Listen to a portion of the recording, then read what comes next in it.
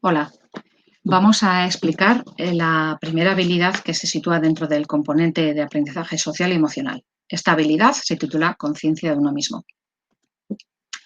Comenzamos con unas preguntas para reflexionar. ¿Sabes qué es la conciencia de uno mismo? ¿Cuánto sabes de ti mismo o de ti misma?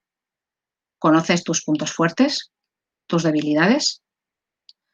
¿Podrías nombrar al menos 5 fortalezas tuyas, talentos o habilidades? Comenzando por la definición. La conciencia de uno mismo es nuestra capacidad de fijar la atención en nosotros mismos. Es nuestra capacidad de reconocer nuestros sentimientos, nuestras emociones, nuestros pensamientos, nuestros comportamientos.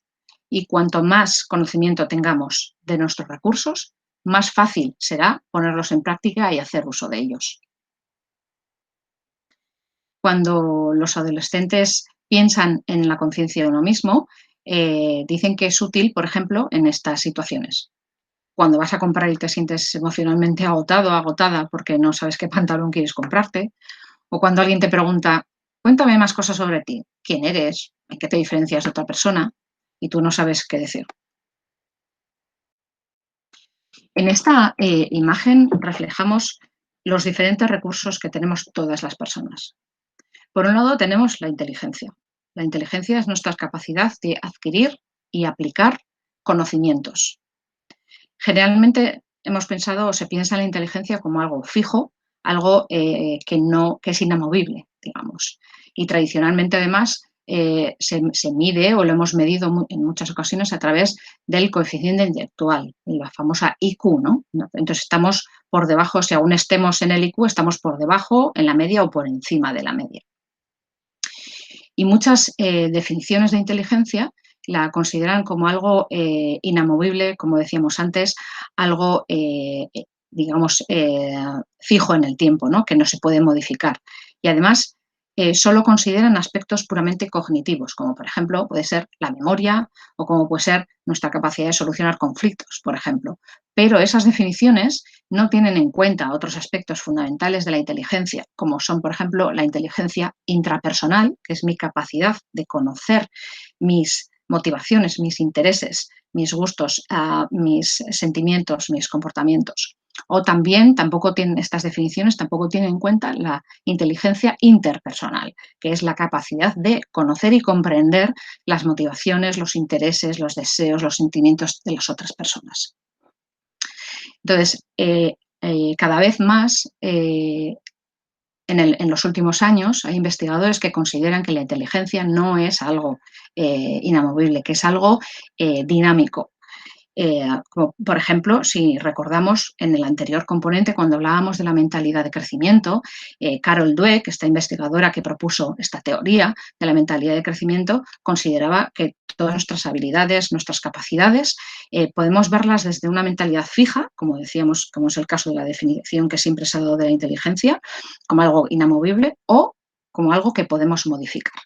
Entonces, en este mismo sentido, la inteligencia también es algo en lo que podemos trabajar para potenciarla. Como decíamos, la inteligencia es uno de estos recursos que tenemos todas las personas.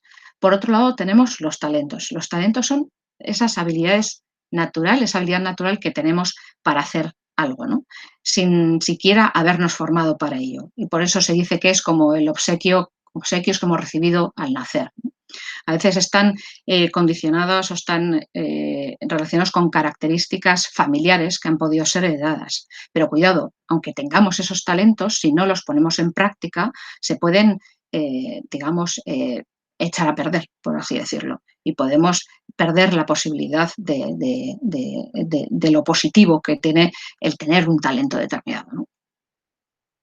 Luego tenemos las debilidades, que es la característica cuando decimos que algo tiene o una persona tiene falta de vigor, de fuerza, de fortaleza, cuando hablamos, en otras ocasiones también ponemos el ejemplo de cuando los que son nuestros fallos y nuestros defectos, ¿no?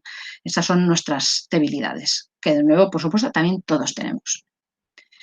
También tenemos las habilidades, que son los medios, los recursos que tenemos para hacer algo.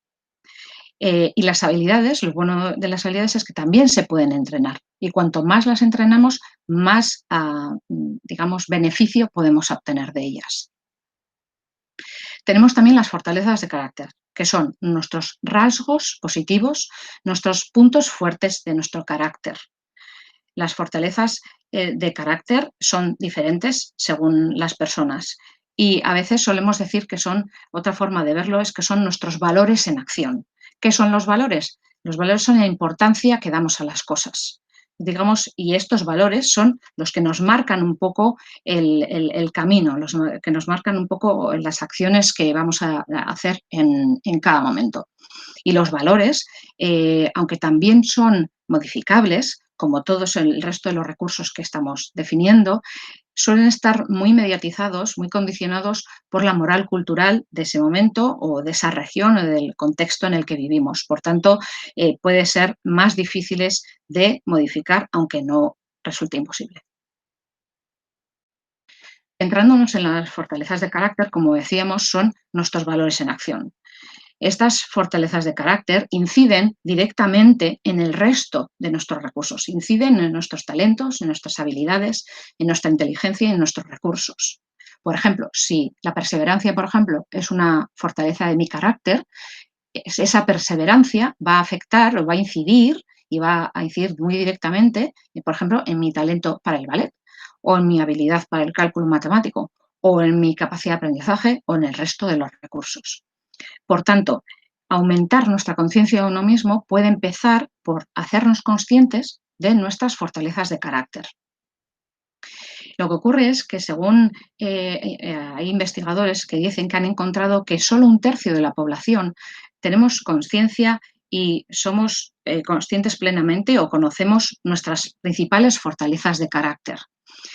Por tanto, es muy importante hacer ese trabajo de introspección y de hacernos conscientes, poner nombre a cuáles son nuestras fortalezas de carácter, porque en esta misma medida se ha visto también que el desarrollo, el ser conscientes, el ponerles nombre y el poner en práctica nuestras fortalezas de carácter aumenta la alegría, el optimismo, nuestro nivel de compromiso, el logro de nuestros objetivos. Por tanto, lo que proponemos es comencemos por ser conscientes y poner nombre a nuestras fortalezas de carácter, ponerlas en práctica en nuestra vida diaria, en nuestros trabajos, en el centro escolar, en nuestras familias, y con este trabajo de introspección y de puesta en práctica conseguiremos, además, mejorar nuestro bienestar, que, como todos sabemos, es uno de los conceptos fundamentales que trabajamos dentro de este programa, dentro de Upright. Aquí terminamos con la habilidad de conciencia de uno mismo. Gracias.